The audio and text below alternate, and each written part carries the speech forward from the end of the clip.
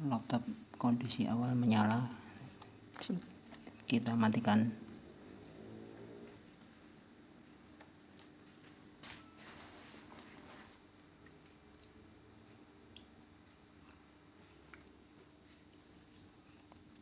RAM yang lama kita copot, lalu pasang yang baru.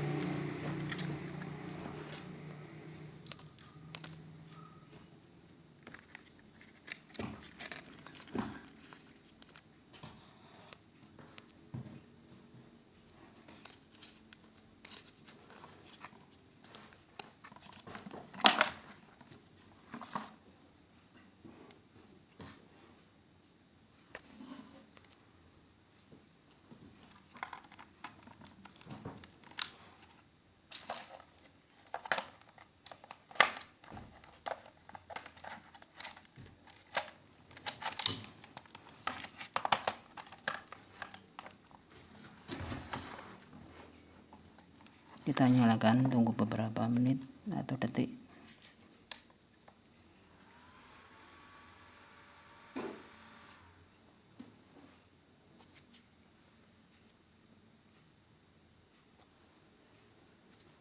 Laptop tidak merespon apa-apa, layar tetap mati.